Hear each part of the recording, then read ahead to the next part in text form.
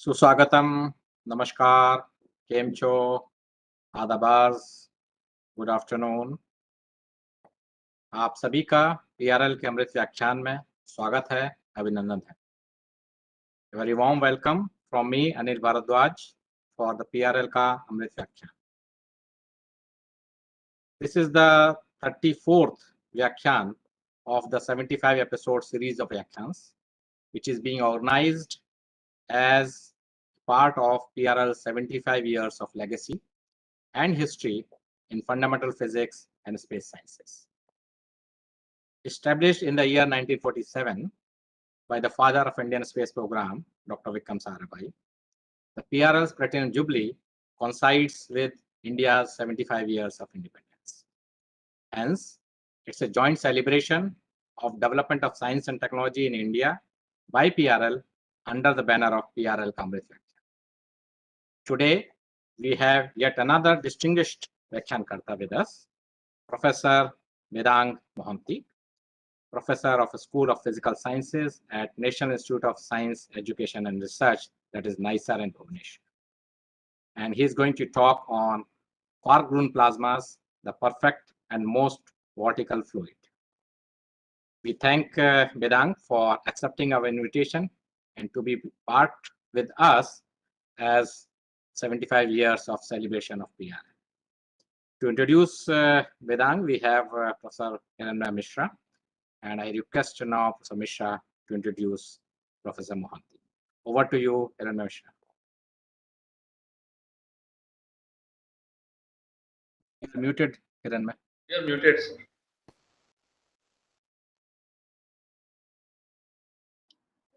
Hello, am I audible now? Yeah. Okay.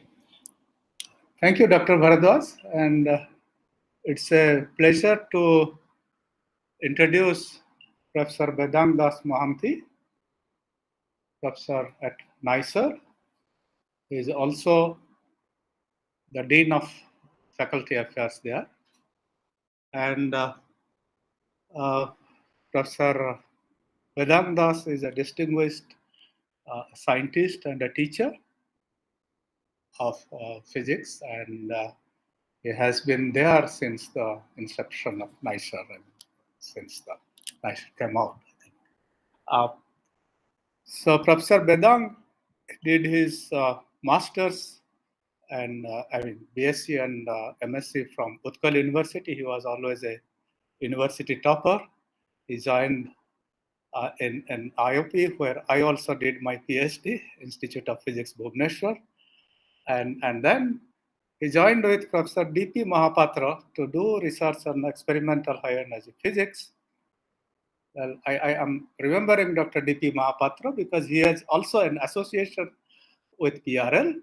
He was a postdoc here just after completing his PhD and before joining Institute of Physics as faculty member. He was an experimental condensed matter physics doing positron annihilation and semiconductors and all that. But when Bedang joined, that was a very interesting time. That is the time when India started participating in CERN heavy ion collision experiment, thanks to initiative of Professor Vikas Sinha and Gyanodev Maharan.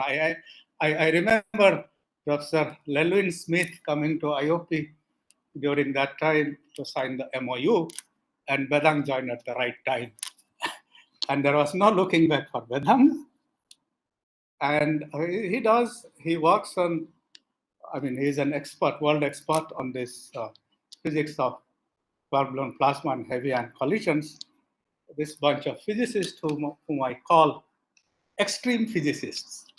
You know, they probe physics of matter under extreme conditions. And extreme is mind-bogglingly extreme.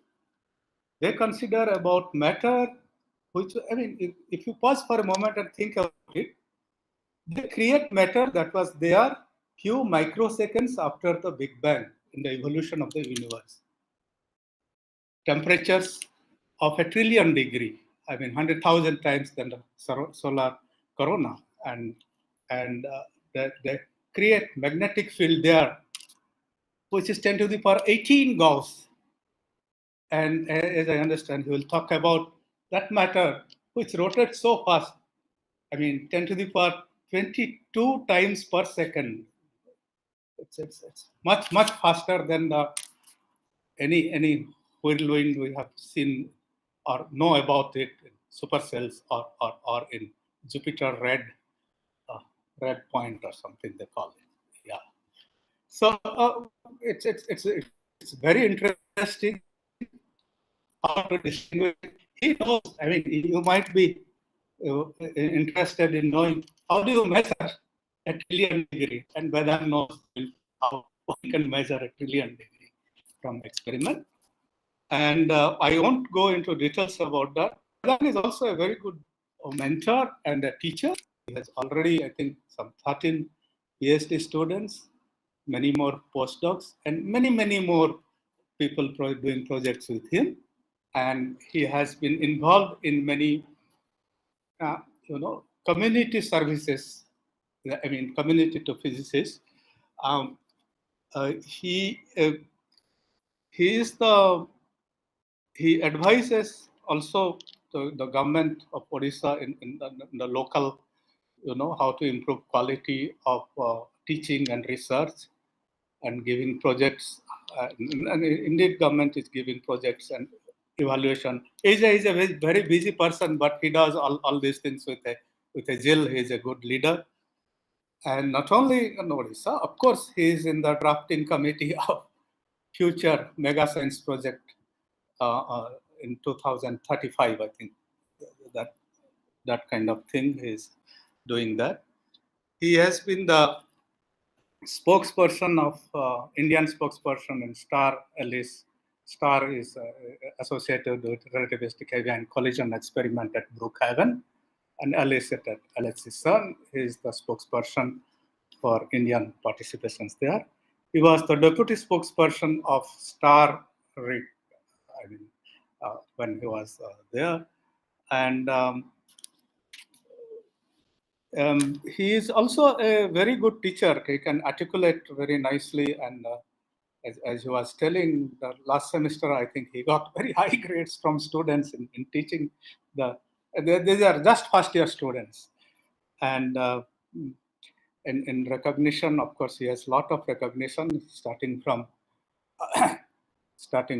say the gold medalist during the universities to L.K. Panda Fellowship at IOP, and then INSA Young Scientists, Swarna Jayanti, Bhatnagar, and more recently, his feather in his cap is this Infosys Award 2021, and he is a member of all the 3 academies of sciences in India. He is also a fellow of American Physical Society, and above all, he is a simple person with good, exciting. He can excite young people a lot, not just young people, old people also, and without much delay, I invite him. Thank you, Bedang, for agreeing for giving this colloquium. The stage is yours. The screen is yours, rather. Thank you very much. Thank you, Professor Bharadwaj. Thank you, Professor Mishra, for these very kind words. I hope I will be able to convey the excitement of the research which we are doing. Let me just go to full screen. Are things visible? Okay. Yeah. Okay. So, first of all, thanks a lot for giving this opportunity to talk in this prestigious series and on this occasion. The title of the talk is Quark-Gluon Plasma, the perfect and the most vertical fluid. So during the course of this talk, I will explain what is Quark-Gluon Plasma and why it's called a perfect fluid, and also why it's the most vertical fluid measured till date. So before I go to that, I'll start with some introduction which will set the stage why we do this Quark-Gluon Plasma related experiments. One thing which is very fascinating is the universe is very big. All of us know about it. If you look at the length scales, the river Narmada is 1300 roughly kilometers. The diameter of our planet Earth is 12,700 kilometers. If you look at the expanse of our solar system, now we are going into millions of kilometers, 150 million. And people say that the visible universe has a diameter of 10 to the power 26 meter. So it's very big. It also makes people working on such areas very humbling, because we now know where we stand in this vast universe. It's a very humbling experience. Now, one question that comes to mind is, how did this universe grow to such a huge scale? One of the most popular and believed model is the Big Bang model of the universe. So a universe started with a large energy density, and it expanded and grew to the structures that you see now, making several transitions. Why should one believe in this model? That is because it has some expectations and predictions which has been verified. For example, if we try to measure the velocities of the galaxies as a function of distance between them, it seems to grow. That's what is Hubble's law, and it has been observed. If one tries to get the abundances of light nuclei with the current densities that we encounter, the prediction is validated. And it also tells that one should expect a perfect black body radiation of cosmic microwave background radiations. And that has been measured. And from that also one can extract the temperature of the universe to be around 2.7 Kelvin. That's why people think that this model of the universe evolution is a good model. Let's take a closer look at this history of universe. This picture that you see on the below is some scales. Small t corresponds to time in seconds, and then it goes to year. We are 13.8 billion years away from the Big Bang. The capital T tells us about temperatures in Kelvin. Current day universe is 2.7 Kelvin. Let's focus on a time scale between 10 to the power minus 10 and 10 to the power minus 4 on an average microsecond old universe. You can see there is a free system of quarks and gluons. There is a plasma of quark and gluons. The temperature scales are of the order of 10 to the power 12 Kelvin. The goal of our experiment is to recreate such a system in the laboratory. A free system of quark and gluons which we can obtain when we melt matter by heating to temperatures of the order of 10 to the power 12 Kelvin. Now, what are these quark and gluons? All of you are aware of it, but just for completeness, that's the fundamental constituent that any visible matter is made up of. All of us are made up of quarks and gluons. There are 6 kinds of quarks. They are unique objects. They carry a quantum number called as color charge. And the theory behind it is called strong interactions, govern the interaction between them. And that's the strong interactions. Then there is a class of particles called leptons. Most familiar one is the electron. And the electron and these UD quarks make up most of the things that we know about atoms. Now, in 4th July 2012, the Large Hadron Collider facility where we work discovered existence of a new particle called Higgs boson, through which we now know how most of these fundamental particles got their mass. Now, these quark, of course, there are these force carriers, gluons, photons, W, plus minus, and Z bosons. Now, there are a class of particles called hadrons, which we see in nature. Those hadrons, for example, are protons, neutrons, lambda, pions, kaons, Jepsi. They are further divided into two categories. One which has 3 valence quark-carrying objects, or antiquarks or quark antiquarks. They are, for example, proton is a 3 quark-carrying object. And then there is a class of particles, those are called baryons. And then there is a class of particles with quark and antiquark called mesons.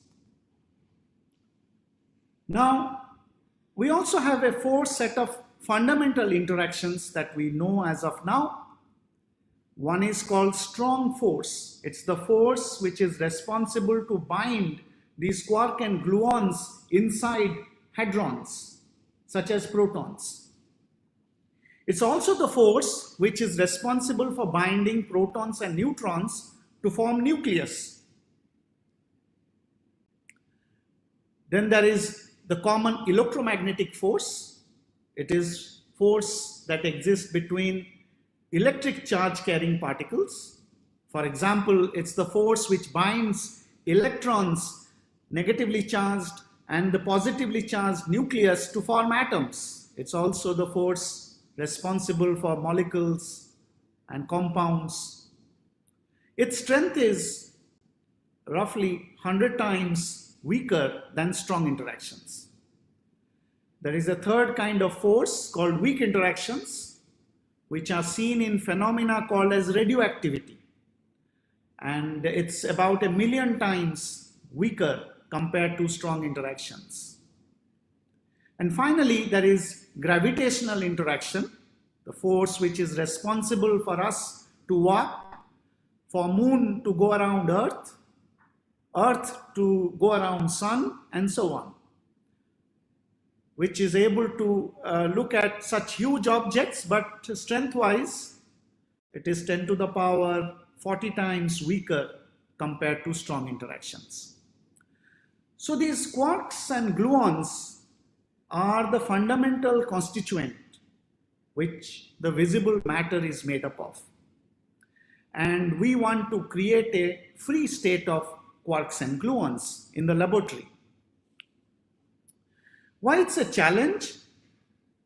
Now, if you look at the structure of an atom, you have a positively charged nucleus, electrons around it.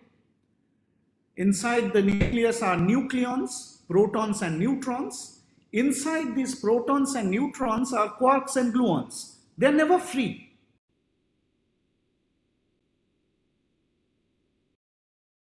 Nature are always confined.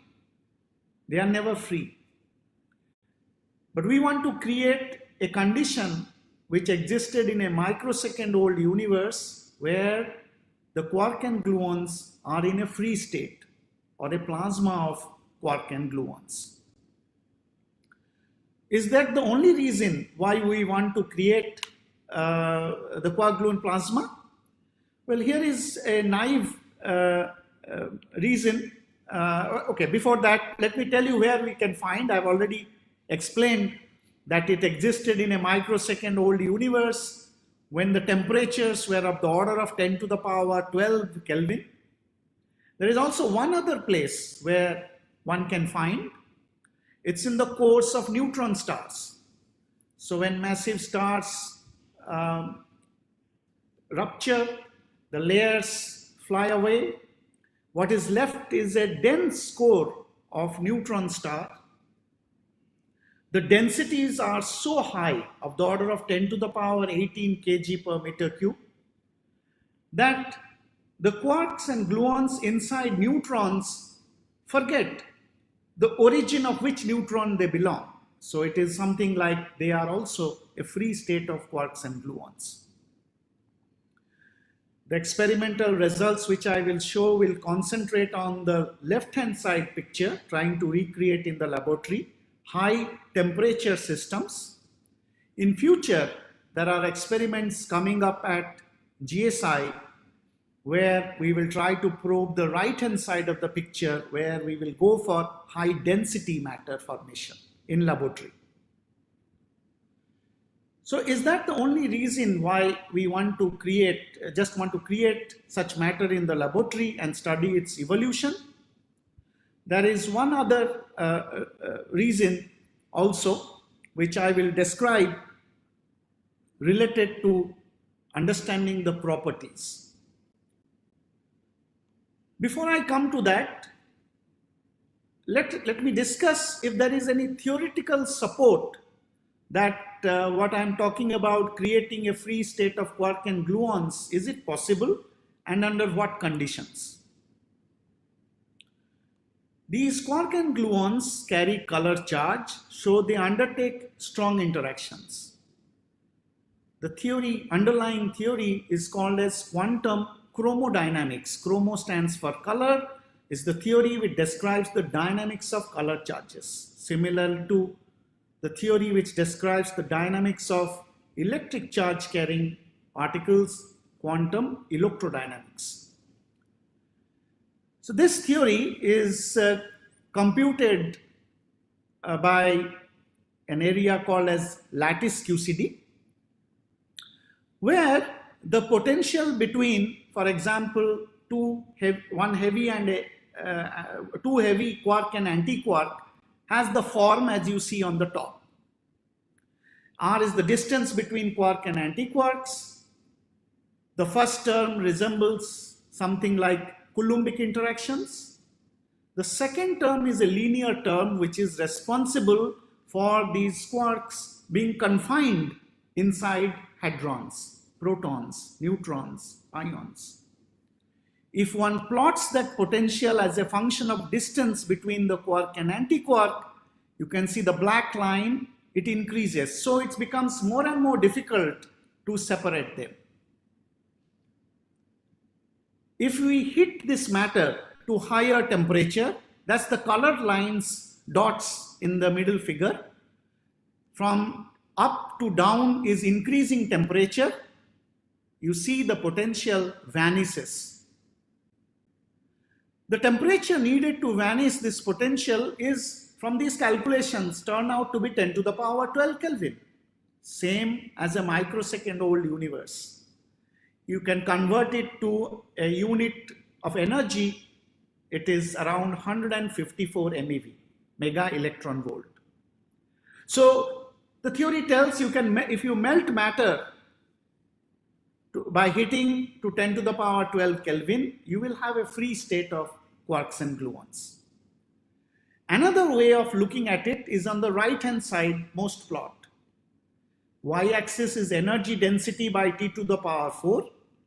X-axis is temperature normalized by this 154 MeV. Now, what is the y-axis? One gets reminded about Stefan-Boltzmann law. Energy density goes as T to the power 4. So if one does a statistical mechanics calculations, of course with assumptions of, say, massless point particles, then this quantity in y-axis is a constant times the degrees of freedom the system has. So this plot translates to the effective degrees of freedom goes from small values at low temperature to large values at high temperature. What is an example of small effective degrees of freedom? Suppose I have a box of pions. There are three kinds of pions, pi plus, pi minus, pi 0. So effective degrees of freedom is 3. Now when I hit the matter and melt these pions into its quarks and gluons, Then the effective degrees include the color degrees, the flavor degrees, and as a result, the effective degrees of freedom becomes large. So this plot also tells us, this theory calculation of QCD, first principle QCD calculation tells us, if you go beyond certain temperature, 154 MeV, you will melt matter so that the degrees of freedom relevant are fundamental constituents, quarks and gluons, not hadrons, which you see in nature. So there is theoretical support for such little banks in laboratory. Here is another reason why we study it. This is just a naive comparison. If we have water, it is a little bit difficult to predict properties of hydrogen and oxygen individual level. We know hydrogen burns, used as fuels, oxygen supports burning, water extinguishes fire. So if I want to study the properties of quarks and gluons, which all of us are made up of, the fundamental constituents of any matter, we need to create it in a free state. So that's the idea. Try to create in laboratory free state of quark and gluons, the fundamental constituents we all are made up of, at temperatures of 10 to the power 12 Kelvin, and try to understand the properties of these matter which we are made up of. Viscosity, diffusion coefficient, conductivity, such properties can we measure. So the idea is, take matter, heat it to trillion Kelvin, and we should melt it to its fundamental constituents, quarks and gluons. But how do we do it? So the idea is to collide heavy ions like lead ions or gold ions or uranium at very high energy. These ions, typical radius of an atom is in femtometers. So if you collide heavy ions at very high energy, you pump in large energy in a small region. Energy density becomes huge. And since we know it's related to T to the power 4, you expect temperatures to be very large. If temperatures are larger than 10 to the power 12 Kelvin, matter would melt into its fundamental constituents. That's the idea. The facility is relativistic heavy ion collider. The name says it's all. Here is a Google picture of the facility in the United States. It has an accelerator with a circumference of about 3.9 kilometers. Then we have the Large Hadron Collider, much bigger machine as the name suggests. It has a circumference of about 27 kilometers. They collide heavy ions at relativistic speeds. Center of mass energy is 200 GeV per nucleon at RIC and 5 tera electron volt per nucleon at LHC to try to produce a free system of quarks and gluons. Now we are talking about systems which are formed by collision of two nuclei. Let me walk you through using this left-hand side Minkowski space-time diagram, which we have come across in special sort of relativity. What happens when two heavy ions collide? I will concentrate on the left-hand side plot and the right part of it. Two nuclei A and B come and collide, and you expect a large energy density, huge energy in small region. The temperatures are high enough, then you have melted the matter into quarks and gluons. Quark-Gluon Plasma is formed. The system expands. Because it is expanding, it is doing some work, so the temperature falls, the system cools. A temperature may be reached when the free quarks and gluons are no longer can be free. They are not seen free in nature. They have to form hadrons, protons, neutrons, pions. And if it's a first order phase transition, that means like water, ice, then it will go through a mixed phase, temperature remaining constant. In this mixed phase, the quark-gluons are converted into hadrons. The energy comes from the latent heat. At the end of the mixed phase, all quark and gluon degrees of freedom are converted to hadronic degrees of freedom. The system further expands and hence cools. Then a time is reached when the distance between any two constituents becomes much larger than the mean free path. So the system can no longer interact. Particles come out free streaming and hit the detector. So that's the picture of evolution. We need a baseline to compare our data to, a non-Quark-Gluon plasma scenario.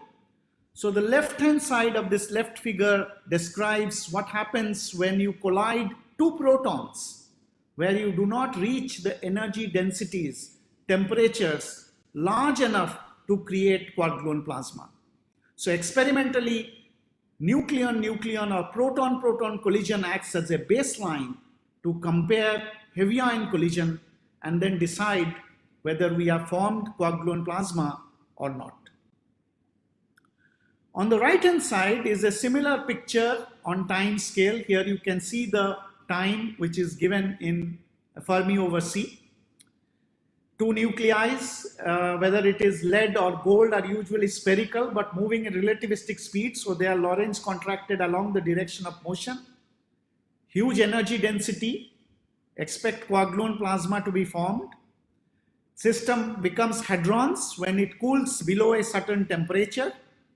When the distance between particles become larger than the mean free path, they free stream and hit the detector. One thing to note, we are talking about systems which are femtometer in size and femtometer in time. That's the challenge of doing these experiments. So how does a detector look like? Here is the irony of things. We are talking about femtoscale objects in the laboratory which stays for femtoscale time. But we need meter scale detectors to detect them. Meter scale detectors of many different kind of technologies and electronics to read out. Just to give you an idea, on the left hand side is the time projection chamber, a detector which gives identification of the charge, also tells us about momentum because it is kept inside a magnetic field. There's a person sitting and you can see the scale of the detector. One side view is shown on the right hand side. This is the ALICE detector where we work at the Large Hadron Collider. The height is 16 meters. The length is 26 meters and wide is 16 meters. Weighs 10,000 tons, costs about 100 million Swiss franc. And you can see on a small plot on the right hand side the many different kind of particles which come out from the collisions. They vary in mass, their quark composition, their charge. So we need different kinds of detectors to detect them. The red one is the time projection chamber. We have a 0-degree calorimeter along the beam pipe. We have transition radiation detector to detect electrons. Special technology is needed for that. High momentum particle identification detectors, HMPID. There are cosmic ray detectors. There is muon spectrometer. A part of the muon spectrometer was built by the Indian group led by Saha Institute of Nuclear Physics and Aligarh Muslim University.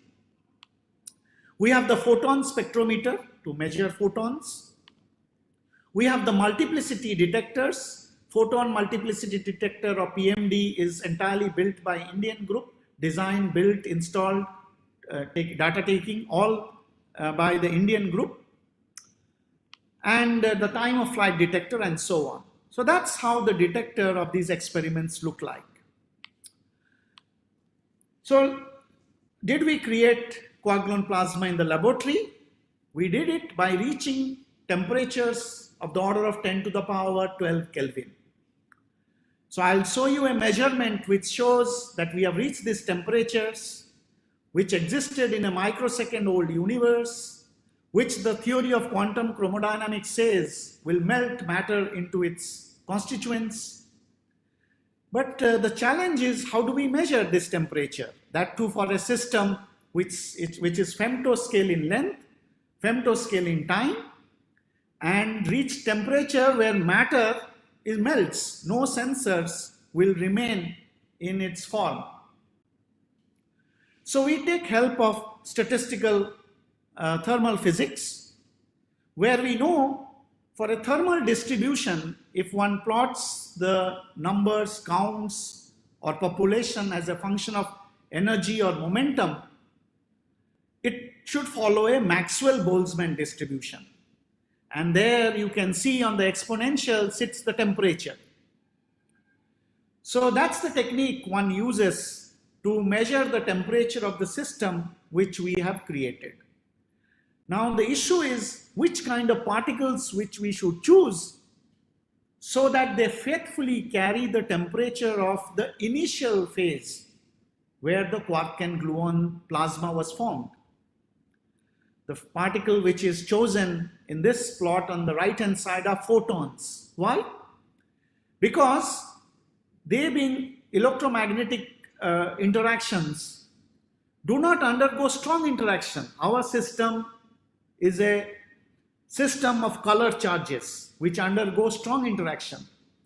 So if this system produces photons, then they will come unscathed without getting disturbed, directly come out from the system and will carry information of temperature if we measure its count versus its energy or momentum. So it itself is a challenging measurement because we have to remove painstakingly, one by one, photons coming from all other sources. Only those photons which have come from interactions of quarks and gluons are filtered out. We first make the measurement in proton-proton or nucleon-nucleon collisions. On the right-hand side, lower plot are the measurements. That's our baseline. And the lines that you see are perturbative QCD calculations, theory calculations of quantum chromodynamics, beautifully explain the data. So we understand our baseline. The plot on the top is heavy ion collisions, gold ion on gold ion. Of course, y-axis is count and x-axis is momentum. If heavy ion was just a simple superposition of many proton-proton collisions, one would have got this dashed line. In the top curve, you can see a dashed line, but you see excess. Those are the photons coming from Quark-Gluon plasma. The shape is exponential, and one extracts temperature from the slope. It turns out to be 300 to 600 mega electron volts. Remember, the transition temperature from theory or expectation from early universe is around 154 MeV. So this is just one way of saying we have reached the highest temperatures recorded on the laboratory. Matter has melted into quarks and gluons. There are many other measurements which has been done to verify that quark-gluon plasma has been formed in laboratory, and I will not go into each of those measurements. Just to give you a perspective on the temperature, these are some of the lowest recorded temperatures in the laboratory. Trapped ion, for example, or the universe temperature, which is 2.7 Kelvin. Temperatures in a room which we are now sitting of the order of 300 Kelvin. Temperature from the surface to the core of the sun can vary up to 1,000,000 Kelvin. Those in thermonuclear explosions can be 10 to the power 9 Kelvin, and the ones which are reached in nucleus-nucleus collisions are of the order of 10 to the power 12 Kelvin, where matter melted into its fundamental constituents, a plasma of quarks and gluons. Now, can we measure its property? One is how is the fluidity of this matter at that temperature scales. How do we measure the fluidity of a fluid? We try to measure the viscosity. What is viscosity? It is just resistance to flow. Low is the viscosity, more is a perfect fluid, is the matter. We have read in textbook that viscosity is a proportionality constant between force per unit area and the velocity gradient. But to compare viscosity across different matters, one usually looks at kinematic viscosity, viscosity normalized by something which depends on density. Is there a lower bound to this viscosity? Well, Maxwell said that the dilute gas has a coefficient of viscosity eta, which is given as 1/3 times number density, momentum, and mean free path.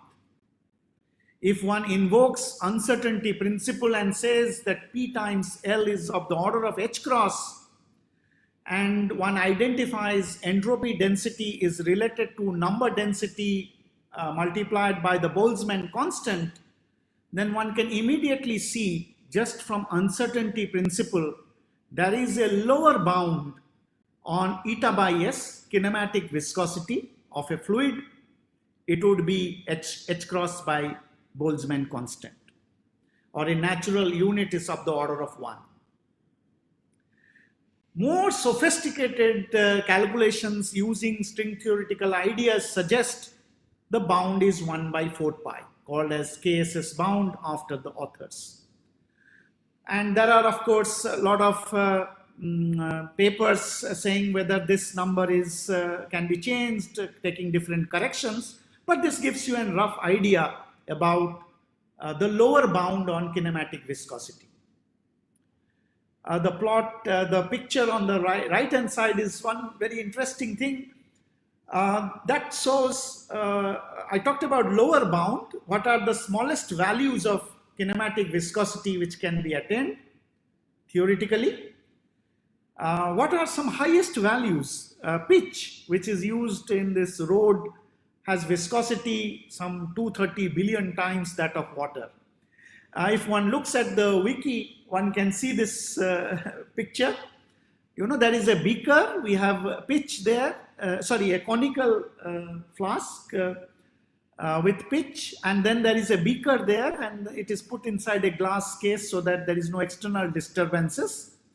And people are trying to measure when will this one drop fall into the beaker. And since 1927, 8 drops have fallen. And people say that they could not see exactly at the time of falling. It's a great luck. But with now CCTV around, one can record it. But that's how viscous a fluid can be. And we have at the other limit viscosity, lower bounds are 1/4 pi. What happens to this viscosity of the matter which all of us are made up of at the temperatures which we have produced it? So we have to measure flow, because resistance to flow will tell us about viscosity.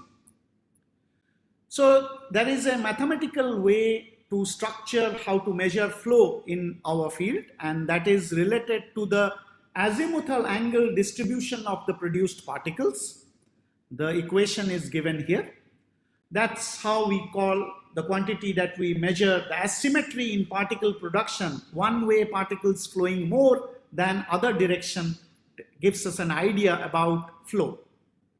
And we can measure flow as a function of momentum of particles. For example, on the top left-hand side are flows for particles like protons and pions, omega and phi, and you can see there is a pattern which is followed by this flow. What's the pattern?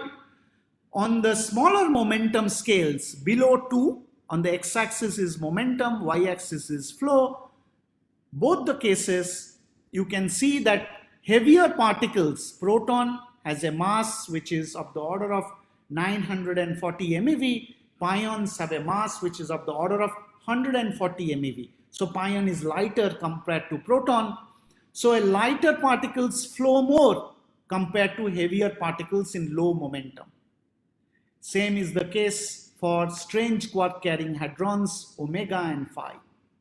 It's like hydrodynamic system.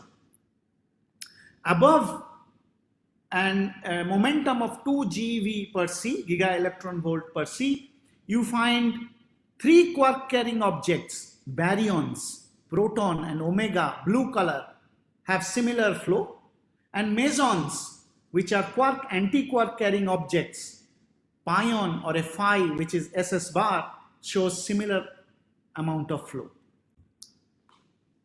When we divide the y-axis by number of constituent quarks, what is constituent quarks?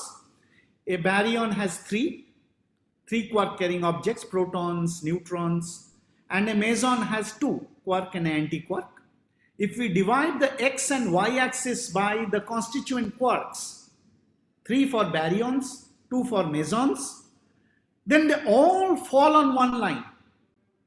You can see in this plot on the right hand side, we have particles like pions, which are mesons, protons, lambda, which are baryons. We have charged particles, we have neutral particles, we have even nuclei, deuteron and helium. It doesn't matter. When you plot this quantity, they all fall on one line. How is this possible? Because you have a system which has different interactions, different time of interaction stopping, they have different masses. How is this possible? This is only possible if they are reflecting the flow of their constituents, of which they are made up of. All of them are made up of quarks and gluons. So this scaling tells that what we have measured is actually flow of quarks and gluons. Now, if we have measured the flow of quark and gluons, can we extract the kinematic viscosity or viscosity to entropy density? How do we do that? The left-hand side plot tells us how we do. This is flow versus momentum along x-axis. The blue points are the measurements. Then we do a hydrodynamic simulation. What is it? You simulate these conditions of heavy ion collisions by solving energy momentum conservation equation. Same, and you have one parameter, that is the eta by S, viscosity to entropy density or kinematic viscosity. If you plug in a value of 0 for academic sake, this is how the theory says it should you should have measured if it was perfectly 0. If you take 1 by 4 pi, remember it's the lower bound, the minimum sort of eta by S a fluid can have from the theory considerations. This is what you would have expected. If it's 2 by 4 pi, it's 3 by 4 pi. As you see, as is expected, if you increase the viscosity to entropy density, the flow should decrease, and that's what happens. And the data lies between 1 by 4 pi to 2 by 4 pi. It is the smallest value reached compared to any other fluid known to us in the laboratory. Subsequent data from Rick, LHC all together gives a much smaller uncertainty. You can see in the right lower plot published in Nature Physics. And that's why we say that the matter which all of us are made up of, which was there in a microsecond old universe at temperatures of 10 to the power 12 Kelvin, was a perfect fluid. Its viscosity to entropy density is smallest compared to any known fluid so far. What else can we do? We can actually get also the diffusion coefficient. How does one do? One takes idea of Brownian motion, Einstein's theory. So Brownian motion of a big particle that collides with large set of smaller particles can give us an idea about diffusion. So we have this plenty of light quark carrying particles, and then we have a rarer heavy quark sitting in this plasma of quark and gluons. By doing measurements of this flow, which I talked about of the heavy quark, we can get an idea about diffusion coefficient. What you see in the middle plot is the flow measurement of d mesons. This carry heavy charm quark. They are also flowing of similar level as light quarks. As you can see in this middle plot, the blue data points and the black data points are the flow which I discussed in the previous slides. Then you do theoretical calculations where this diffusion coefficient is a parameter, and that's what you see on the top right hand side. Then you can extract the diffusion coefficient. What you see in the bottom left right hand side plot is a dimensionless quantity, diffusion coefficient multiplied by 2 pi t to make it dimensionless. Quantum chromodynamic calculations are shown in black points. Theory calculations of different kinds are shown by shaded bands and lines. And when you confront the data to the theory, you can see the yellow region on the lower left hand side. So more precision is needed to really, both on the theory side and experiment, to really figure out the diffusion coefficient. But it turns out to be in this dimensionless quantity between 1 to 10. So that's another measurement which we have done. Now coming to vortical fluid, during the introduction it was mentioned about on Jupiter's. Okay, here is a picture of the vortical fluids. What I'm going to discuss is basically seeing spin orbital angular momentum interactions in this relativistic QCD matter. These are based on these two publications. One coming, the PRL is from the LHC, and the right hand side is from Rick. Remember, spin orbital angular momentum interactions are very important in physics. It exists in many fields: atomic physics, splitting of the energy levels, shell model in nuclear physics, even in material science nowadays talking about spintronics. But the question we asked is, do we see that in this matter which we formed in the laboratory, Quark-Gluon Plasma? Where does the angular momentum come from? Of course, we have these spin carrying particles, a lot of them, but where did the angular momentum come from so that you have spin orbital angular momentum effect? Now remember, we have two heavy ions coming in opposite direction and colliding. Now the distance between the center of the two nuclei is called impact parameter. If the distance between the center of these two nuclei is 0, it is head-on collision. If it's non-zero, then it is not head-on collision, but then a part of the nuclei goes in one direction, the other flies off in the other direction, giving a torque to the system. That imparts angular momentum to this system which is formed in the heavy ion collision. The direction of the angular momentum is perpendicular to the reaction plane. What is the reaction plane? The plane subtended by the impact parameter and the beam axis. And one can calculate how large the angular momentum can be. As you know, the incoming nucleon momentums, it's 200 GeV per nucleon. On the right hand side is angular momentum in y-axis in terms of h bar, and x-axis is the impact parameter. As I said, around 0 for me. Head-on collision, you don't have torque effect, so you do not see that. At grazing collision, you also do not see that. At mid-impact parameter, the angular momentum can be as large as 70,000 h bar. And remember, angular momentums are some things which are conserved throughout this interaction. So you have this large angular momentum and you have spin carrying objects. Do we see spin orbital angular momentum interaction? How should we see it? What we chose is vector mesons. What are vector mesons? These are spin 1 particle. Remember, they can be in spin state +1, -1 or 0. With all equal probability, 1/3, 1/3, 1/3. One such particle is K star. Here are some of its properties. Now, how do we measure this spin-orbit interaction?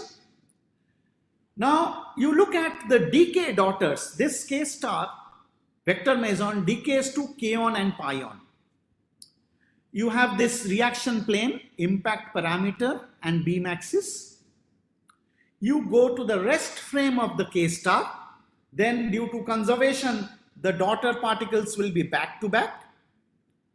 The angular momentum direction is along quantization axis, which is perpendicular to the reaction plane, impact parameter, and beam axis. The angle made by one of these decay daughters with respect to the angular momentum direction is the relevant angle which we try to measure. Okay?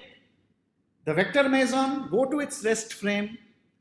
The angle made by one of the decay daughters with respect to this quantization axis or the angular momentum direction is what we are interested in. Why we are interested in that? In 1970s, people have tried to work out within this frame how would the number of particles look as a function of this angle. That's what is shown here. It depends on helicities, spin density matrix, and decay amplitude. I'll not go into details of it, but I'm just telling you from simple quantum mechanics, one can predict what would be the angular distribution. I'll show you in a minute if there is spin-orbit interaction and if there is none. You can simplify this expression by using spherical harmonics and then integrating over the azimuthal angle and then imposing the condition of this 3×3 spin density matrix that its trace is unit.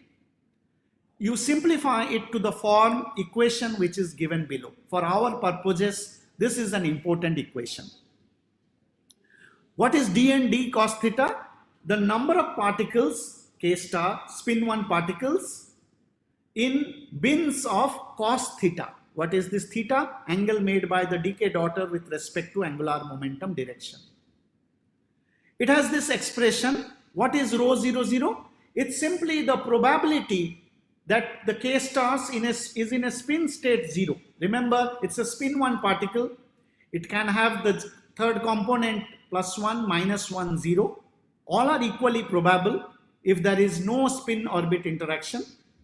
So the probability that the K star are in spin 0 state is rho 0, 0. Now, if there is no spin orbit interaction, all +1, -1, 0 are equally probable, then rho 0, 0 will be 1/3. So I can substitute in this expression. As soon as I put 1/3, the angular dependence, look at cos square theta, that goes away. So the d and d cos theta is just one flat line. As soon as some of the K star gets aligned along the angular momentum direction, has a preference, there will be spin alignment, then rho 0, 0 will be different from 1/3. As soon as you put any value different from 1/3, the d and d cos theta will have an angular dependence. That's what is summarized in this slide. Experimental way of figuring out spin orbital angular momentum interaction is to look at d and d cos theta along the y-axis as a function of cos theta star. If there is no spin angular momentum interaction, all spin states for the spin 1 particles are equally probable. It's a flat red line. If there is any alignment, it's not flat. Here are the results, same x and y axis. These are measurements from lead-on-lead collisions, heavy ion colliding at LHC energies. You can see it's not flat. Here is proton-proton collision. Come back to our baseline. There is no angular momentum sufficient imparted. So you expect that this angular distribution will be flat, and that's what you get. This is flat. We can do the same exercise taking a spin 0 particle like K0 short. It is flat. So clearly this tells that there is spin orbit angular momentum interactions in the system. I can use this functional form to fit the data to get this rho 0, 0. Remember, if rho 0, 0 is 1/3, then the angular dependence vanishes, no spin alignment. Here are the values of rho 0, 0. The dashed line tells if the values are close to that, there is no spin alignment. As a function of momentum of the spin 1 particles, and you can see there are deviations from 1/3, errors are large. These are only at the moment 3 sigma level. For proton-proton collisions, where we do not expect this large angular momentum, it's 1/3, no spin alignment. For spin 0 particles, it's 1/3, no spin alignment. We can do the same measurements with baryons. Lambda baryons, the equation gets slightly modified and extract the polarization. This pH is the polarization. The polarization as a function of collision energy is plotted on the plot in the middle, and you can see it's non-zero. If I assume that the polarization that we see comes fully due to vorticity, then one gets that this fluid that we have created has vorticity 10 to the power 21 per second. Remember this assumption, of course, behind it, that if the entire measured value is converted to vorticity, it need not be. So this is some kind of upper limit of vorticity of the fluid which we have produced. If you again try to compare with vorticity of any known fluids, including what you see in your coffee cup or in the river or on the back of the jet planes or tornadoes or even Fani, which struck us in a bad way in Odisha, they are all of the order of less than 10 to the power 3 rotations per second.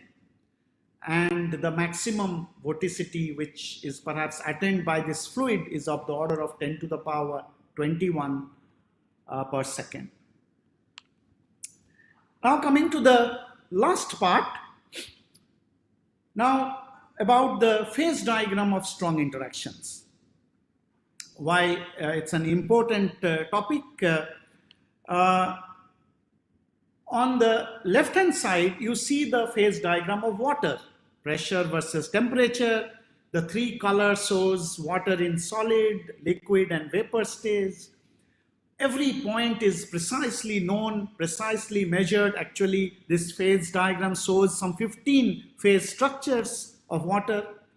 One of the most widely studied phase diagram in science and one which is very well known. The underlying interaction is strong interactions. Electromagnetic interactions. The question we ask, our system is strong interactions. Does it also have a phase diagram? Very early on, last year's Nobel laureate drew in his paper in 1975, this is what we should expect.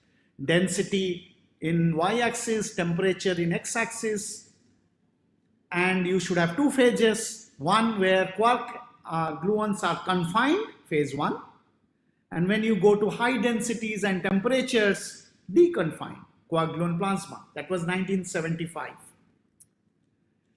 But the phase diagram has now evolved, and this is the current conjectured phase diagram. X-axis is temperature, y-axis is somewhere related to density. This is baryon chemical potential. By that we mean it's just the energy which is needed to put a baryon in a system or remove a baryon from a system. For example, ordinary ground state nuclear matter, 900 MeV, close to 900 MeV is the baryon chemical potential. You can see there are 2 phases, hadrons, where quark and gluons are confined, and then there is Quark-Gluon Plasma, where they are free. But what you see is at small baryon chemical potential and large temperature, it's a crossover. Crossover happens, it's not a phase transition, not a first order or second order, it's just a smooth transition, like for example ionization. If you go to high baryonic chemical potential and low temperature, it could be first order. And the point where the first order phase transition line ends, this white dot, is a second order phase transition. It's the critical point. How can you access this phase diagram? We need to have access to x and y axis. By varying the colliding energy, you can change the x and y axis experimentally. So you can have access, and that's how you see this region where Large Hadron Collider LHC, Relativistic Heavy Ion Collider RHIC, and future experiments at GSI Fair probes. These are the regions which these experiments can probe. What we are focusing on is in this white dot. Why? Because if you discover this critical point, then the phase diagram becomes reality. It will go into the textbook as has the water diagram has gone. Why? Because on the top of it will be Quark-Gluon Plasma. On bottom of it is confined hadrons. Left of it is crossover. Right of it is first order. So this is a landmark point on the phase diagram. And that's why we are searching for where this point is and if it exists. How does one search for critical point? Again, from 1800, we know that a transparent liquid turns milky. This is carbon dioxide, liquid carbon dioxide turning milky due to large density fluctuations. Critical opalescence are associated with this phenomena. So we have to look for fluctuations. Fluctuations in which quantity? Usually in conserved number, because then the total number is fixed. What are the conserved numbers in strong interactions? Baryon number, that is net baryon number, number of baryons minus number of antibaryons. Strangeness, net strangeness is conserved. Net charge is conserved. So you can look at those numbers. What are the most abundant baryons produced in experiment? Protons and antiprotons. So that's what we focus on. Each event is a collision of two nuclei. We measure in a particular phase space how many protons are produced, how many antiprotons are produced. Then get the net proton and plot its event by event distribution. That's what you see in this figure. And this red, blue and black represents different impact parameter of collision. Head-on collision is red and black are grazing collisions. Why these distributions are important? Because the moments of these distributions are related to correlation length. For example, as you see on the left hand side, the second moment, mean is the first moment. Second moment is variance. It is related to square of the correlation length.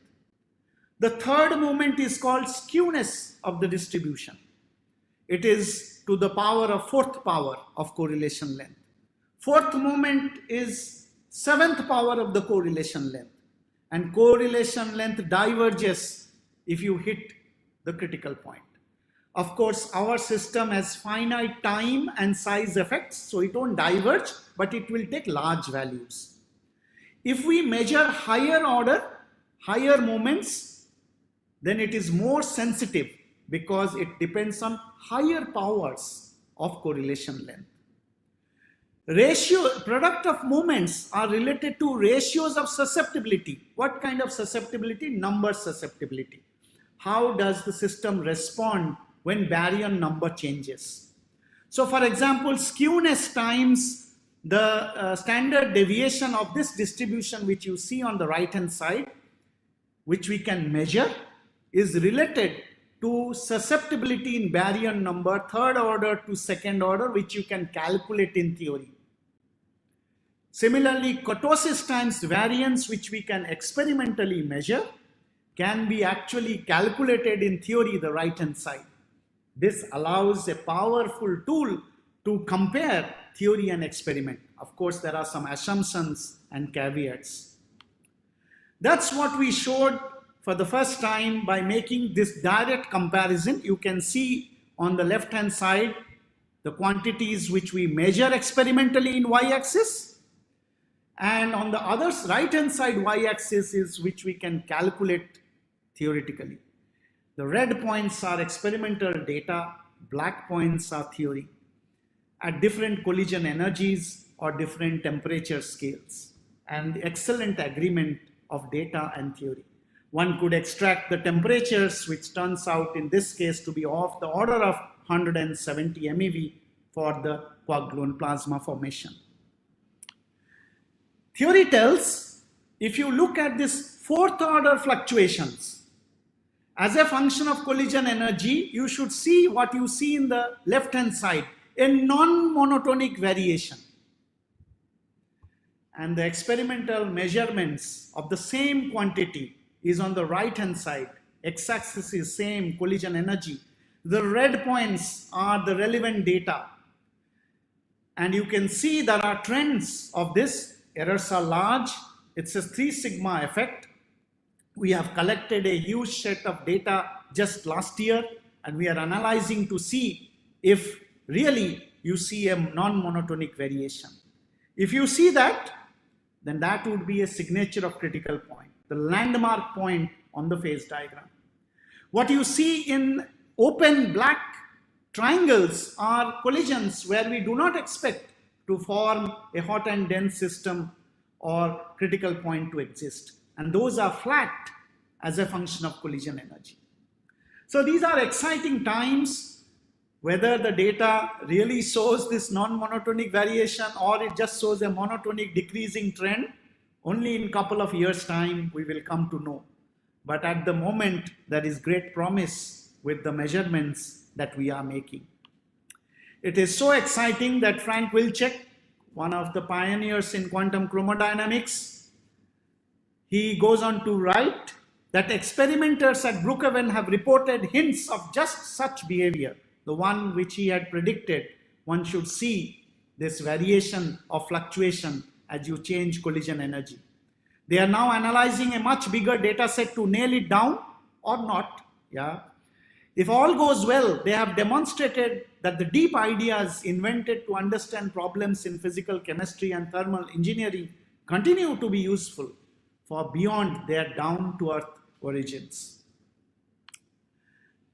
Now, before I come to the summary slide, I just want to say, what are we contributing other than creating this conditions of a microsecond old universe, which was very challenging, measuring the properties of matter which all of us are made up at that temperatures, viscosity, diffusion coefficient.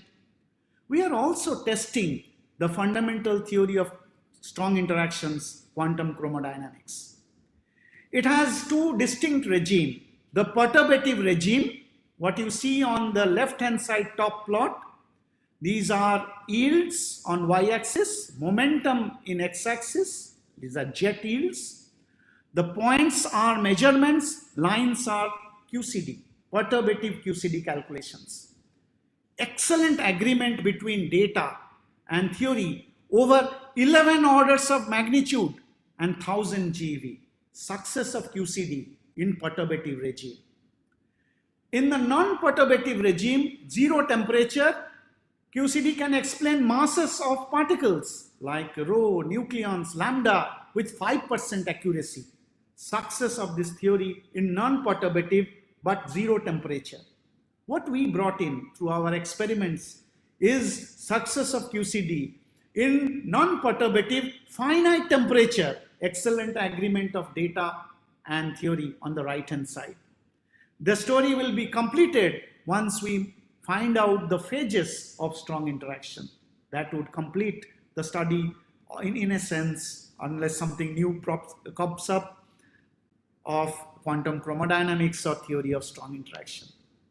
So the summary so far, we seem to have created a microsecond old universe in the laboratory, a system of de-confined quarks and gluons by reaching temperatures of the order of 10 to the power 12 Kelvin. This de-confined state of quarks and gluons, which is a fundamental constituent of any visible matter, exhibits properties of perfect fluidity at those temperature scales, high degree of vorticity because of the large angular momentum of the system which we have formed. I didn't cover, it also shows a high degree of opacity And also we have got estimates of diffusion coefficient. We are in stage of laying down the phase diagram of strong interactions. There is some exciting results which may turn out to be presence of critical point or not. Even if it is not, then we know how the phase diagram looks. If it is there, we know how it looks. So we are studying the emergent properties of QCD matter and testing the theory of strong interactions, or QCD. I will end by an invitation to join this mega science efforts. And in the words which are attributed to Sir Isaac Newton, he says that when he was asked about his discoveries, he said, "I do not know what I may appear to the world, but myself I seem to have been only like a boy playing on a seashore, and then finding a smoother pebble or a prettier shell than ordinary, whilst the great ocean of truth lay all undiscovered me." And I think our science funding agencies are looking right to the beginning of the universe by experiments at INO, at CERN, at RIC, at FAIR, at SK, TMT, ITER, LIGO, and those will only complete the picture of our understanding of the universe. Our particular experiment plays one minuscule part of this evolution of the universe. I would like to thank you for giving me the opportunity, and also like to thank all my collaborators in STAR experiment, Alice CBM, theory colleagues from whom I learned a lot, and my students. Thank you very much for giving this opportunity.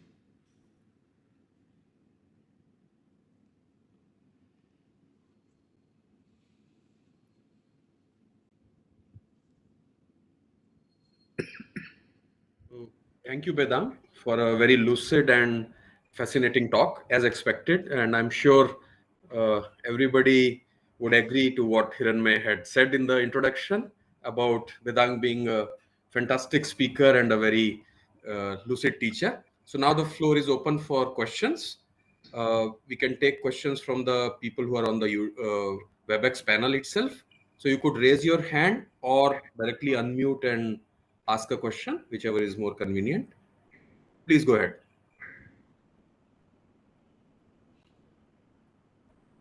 Hi, Bedang bhai. So this is Bijay Sahu.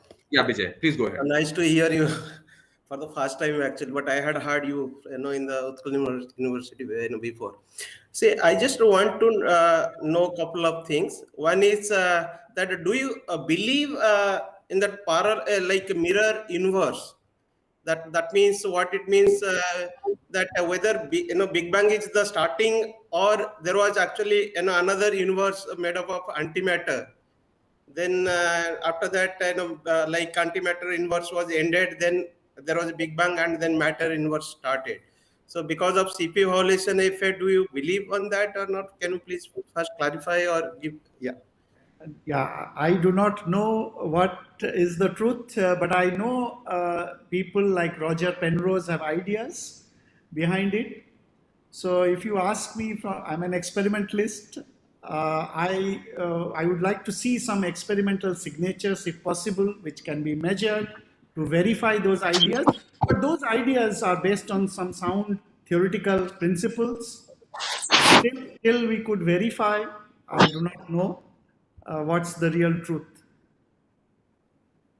And I have the other question is, and many times I have seen this lead and this gold nuclei. They're basically used for this kind of experiments. The reason is basically because they are more stable, or there is, like, for example, one can also consider mercury or even heavier nuclei for these experiments. So what is the actual reason behind this? Yeah, you have to prepare them so that you can accelerate. That is one aspect. The other aspect is we would like to have, now of course ideas are different. We wanted a symmetrical spherical nuclei, because if it is asymmetric, then the flow that you measure can also have a component because of the initial asymmetry of the nuclei. That could be another reason. Lead is not allowed in America because it is called, so the next closer spherical was the gold, so that, but in Europe We have collided uranium, which is a deformed nuclei, precisely to understand the effect of deformed nuclei on our flow measurements, which are critical to extract the viscosity. We have collided smaller system to see when the densities are low enough that you do not form Qgp, like copper or oxygen we are planning to collide. So it depends on what physics we want to address and also what the accelerator can deliver in a stable beam. Okay, so my last question is like when you talk about this spin orbit interactions, basically when we consider this LS coupling, then we come across this another total angular momentum, that is J. And if you see, this J is not a good quantum number in the presence of magnetic field.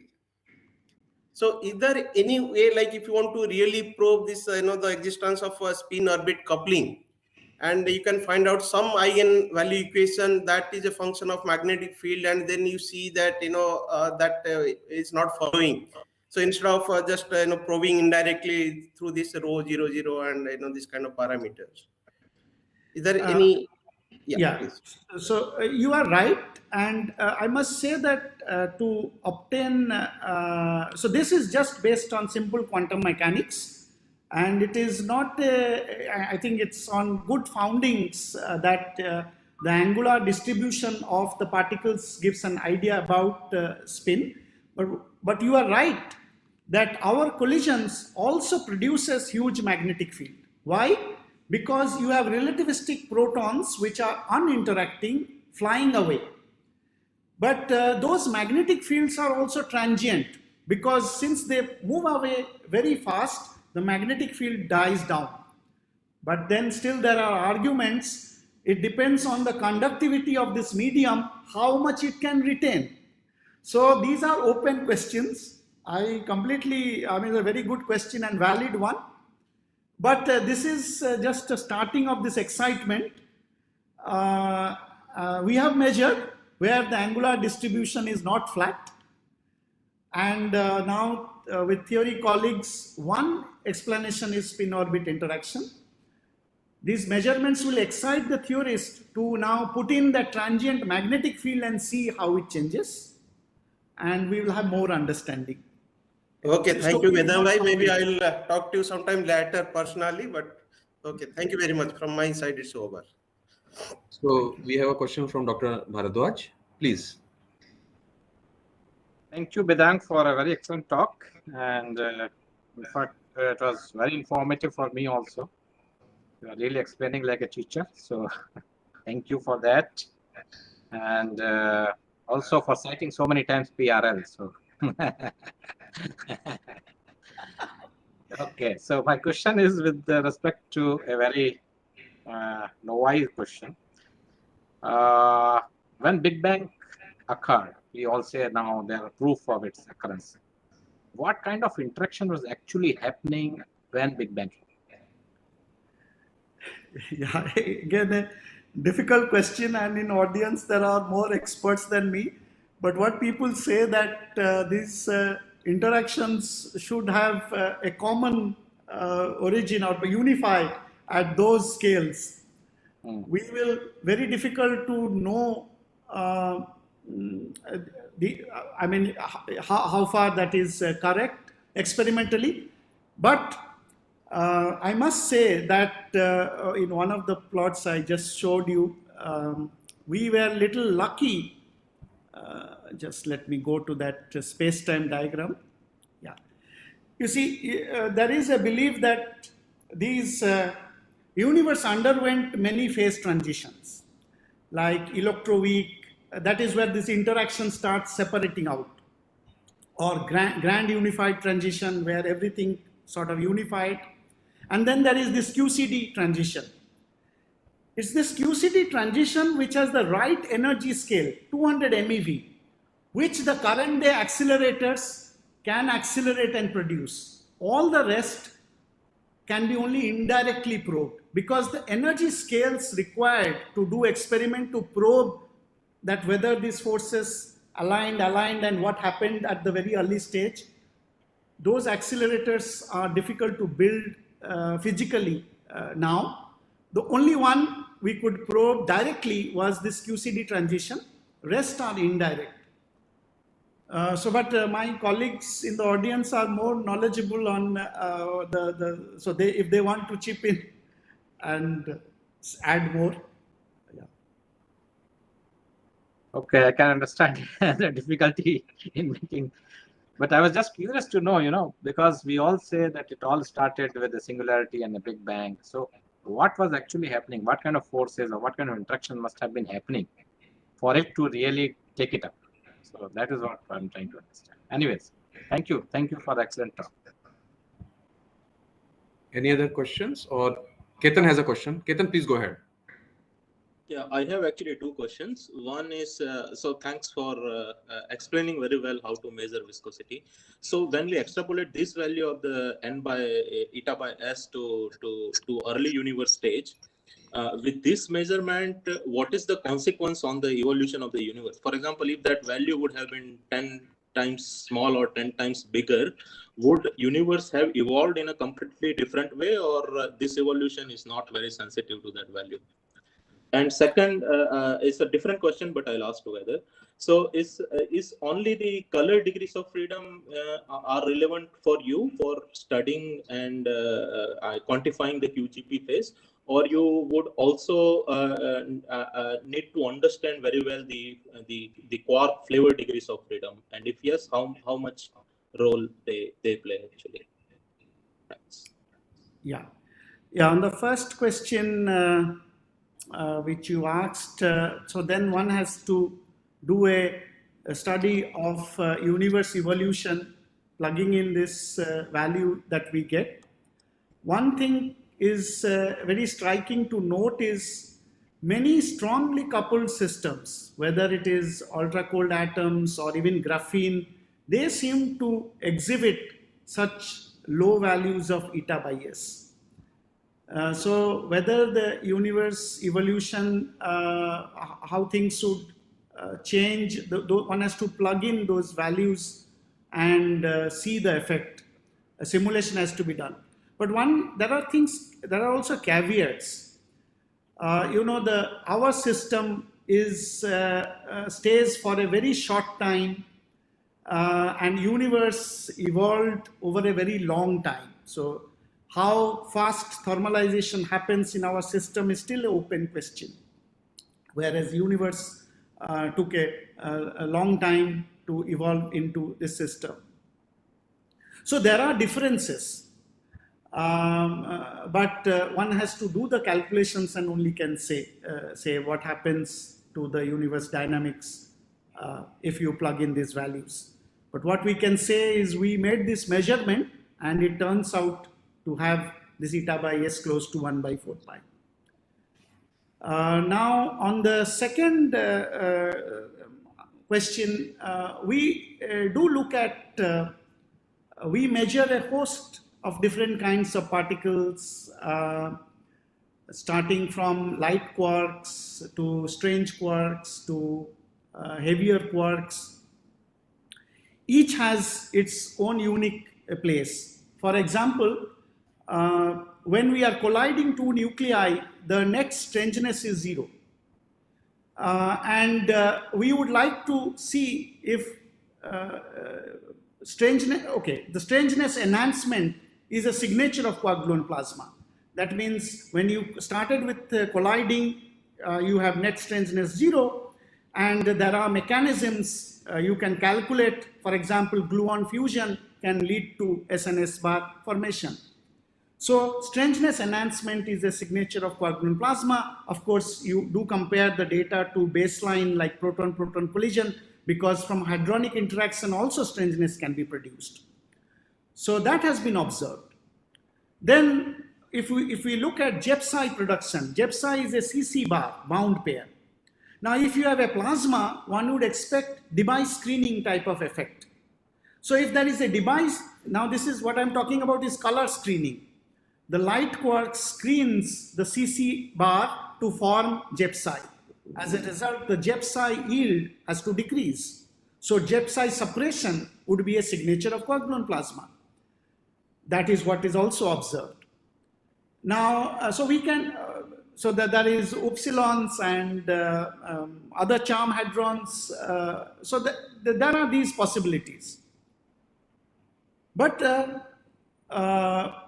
yeah, other than that, if you are familiarized with jet quenching, one striking feature that we have seen in jet quenching is it doesn't have any flavor dependence. We do not know why. People had earlier speculated that jet quenching is you look at the momentum distributions in heavy ions normalized by momentum distribution in proton-proton collisions, appropriately scaled. And if the value is less than 1, you say it is quenching or jet quenching. Due to just simple color factor effects like quark and gluon giving rise to hadrons, we should have seen an effect. Due to mass, due to flavor, one should have seen some effect, but that is not seen. So these are some of the things which are seen in the field. I hope I conveyed some of the discussions which are happening in our field in this sector. Yeah. Thanks a lot. So people can raise their hands or ask questions. Yes, Achal. Yeah. Go ahead. Yeah. Well, I have a simple question. How do you know that Qgp is a liquid? I mean, of course, it follows hydro, it does the eta by S, it's fine. But typically, for example, in condensed matter system, what studies the density-density correlation? Okay, if it is a gas, it's just it doesn't have a structure. But if it is a liquid, there will be oscillation in that. Or if it is a solid, there will be peaks in the corresponding spectral function. Has it been? I mean, parallel things has been done in Qgp experiments, or I mean, I don't know. You can. Yeah. Density correlations are. It is not at a stage where we can probe features which you said. But my understanding is because looking at the flow and the jet quenching, it turns out that it is a strongly coupled plasma, not a weakly coupled as one would have expected for a gas. That is why people say that, I mean, the fluid, instead of fluid, we are telling liquid. Okay. That is. Okay, the second question was regarding the diffusion coefficients you showed. Is that that's at 0 baryon density, right? This is at top energy, yes. Okay. Close so to is 0? Close to 0, yeah. Maybe is almost 1, yeah. Okay, 200 GeV, if it is around 20 MeV. Okay, because the high density, I think the diffusion coefficients will get coupled, I mean, to different charges. Because there is baryon number, there is strangeness, there is electrical charge. So instead of and they will affect each other. So you can have a diffusion, not a single diffusion coefficient, but a matrix of diffusion. Yes. Yeah, I mean, so you are this right. corresponds to, yeah. No, go ahead. Yeah, what you said is the charm diffusion coefficient. The diffusion coefficient corresponds to charm quantum number. Yeah. What I'm saying is, these are, as you see, this measurements came say 2-3 years with last statistics. In coming years, when we will be able to measure charm and bottom to the precision which we have measured light quarks, then it opens up more theoretical activity, and you will see what you said.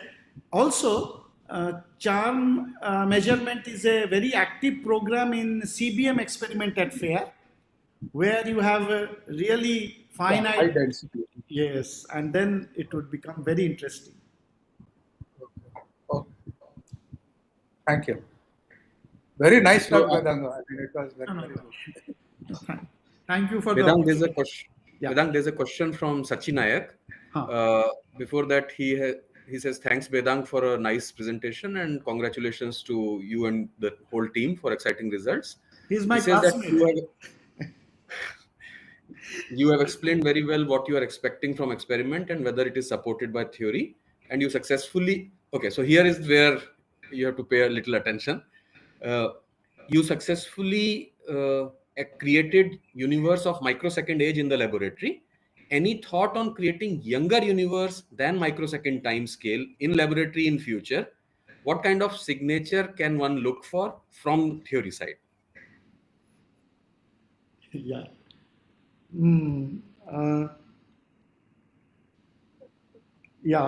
Let me just think about it. I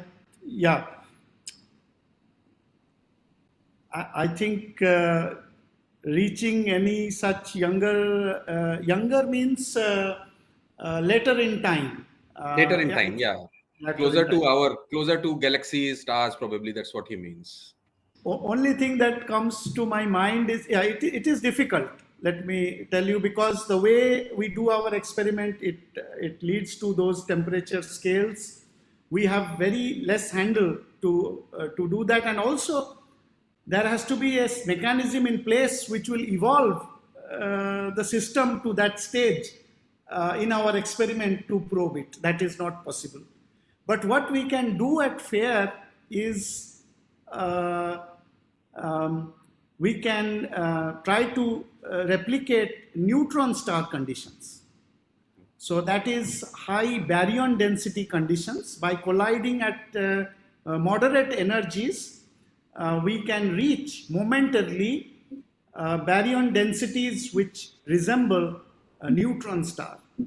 Other than that, any other feature intermediate... Proto-neutron star. So, I mean, it will have some temperature. Temperature, yes, correct, agree. Although other properties are there, the magnetic field is there, the angular momentum is there, densities are there, but okay, you have a temperature 70, 80 MeV or something you reach. Proto-neutron stars have about 50 MeV. 50 MeV. Yeah, so that is the closest we could come in any other objects in the universe, possibly. So Sachi, in the meantime, I read the other questions, and in case this does not satisfy your concern or you have more things, you can either ask directly or type in the chat box. So Vedang, now there are 2-3 questions from Dr. Surendra Singh Pokharna which seem to be related. He says, are there any theoretical studies other than yours which start from vertical motions at the fundamental level and then explain some properties at higher level?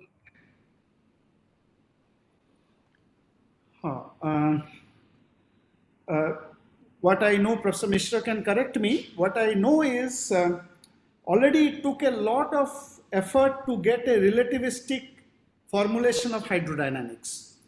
Now, with these results, we are trying to have a relativistic formulation of spin hydrodynamics, because how to implement spin degrees of freedom into the system, which is a fluid and then becomes particles, is very challenging. And then one needs to have a 3+1 dimensional hydrodynamics in order to include vorticity. 3+1 dimensional hydrodynamics has evolved quite a bit, but implementing spin aspect is still a lot of debates going on about the validity of certain assumptions, approach to implement. So as far as I know, there is so far, it's under development, but if Professor Mishra wants to add on this one. You are muted. Hiranma, you are muted. Yeah, it is still developing. So, I mean, we have to wait because there are different schools of thought, different two, 3 different formulation of the spin hydro, and it's still developing. And so I mean, that is where one should work. So next related thing is He says that there is one TDVP model, which starts from vorticity as a basic property at the fundamental level and then explains some properties at higher level. Any comment on this TDVP model? Okay. Honestly, I was not aware of it, but thank you for pointing it out. I will look into it, and because yeah, we gain a lot by interacting from other fields. So I will definitely look at it, and if there are any references, you can please send me. I would like to learn more. Yeah, because his next comment is just that kindly share your email address, which as I want to wish to communicate with you. So I know Dr. Pokharna, so if it is okay, I'll share your email address. Yeah, yes, certainly. Okay. Because this is interesting. Yeah. Yeah. So any other questions from anybody? These were the questions in the YouTube chat box, which my colleague Bhala pasted here kindly, and Sachi does not have any more questions. I'm just looking at the WebEx in case somebody has raised their hand. Okay, doesn't seem to be. So, Vedang, I just have one quick question. I was just wondering that when you showed the V2 on your slide 18, you don't need to go to that slide. It's okay. Are there measurements also for eta prime, for example, or are they possible? It is possible, but it is also challenging. It is possible, but we do not have it. No. So the reason I was asking was these large error blue stars are actually for the phi. So if I forget about the error bars, large error bars for a moment and only look at the central values just for the argument, phi has a very different thing from others.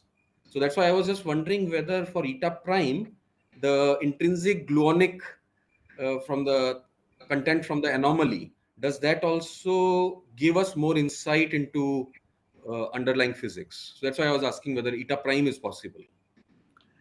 It is possible, but it is challenging. At the moment, we do not have. I must also admit that these results which I'm showing on this particular is as improved with phi precision being better. Yeah, but you had a good point.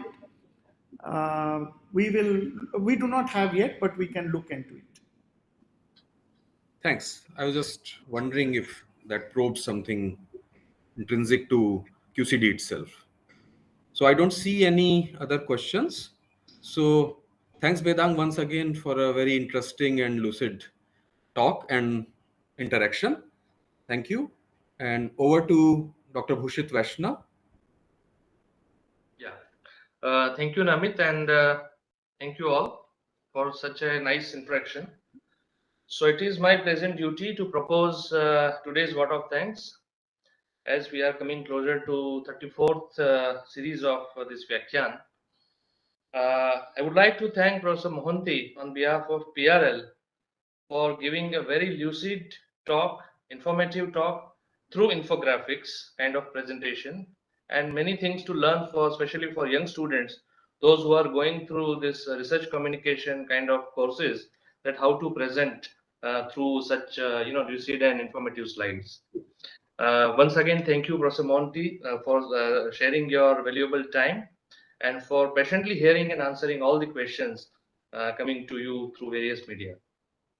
I would like to now thank Professor Hiranmay Mishra for introducing our speaker today, and Dr. Namit Mahajan for taking care of this question and answer session, Dr. Bala for taking care of question and answer through YouTube. I would like to thank Dr. Anil Bhardwaj and Professor Pallam Raju for their everlasting encouragement and support for carrying out this Vyakhyaan activity. I express my thanks to Vyakhyaan committee members for their constant support in week by week lectures, and thank you to all the WebEx and YouTube audiences without whom this kind of lectures are not possible. Once again, thanks to one and all who have joined today and have been joining us in past. and will be joining us in future. Next week, we'll be coming back with yet another evolving, topic through this Vyakhyaan, that is 35th Vyakhyaan. Until then, stay safe. Good night. Thank you. Thank you. Bye, Vedam. Thank you. Take care. Bye. Bedang bhai, acha.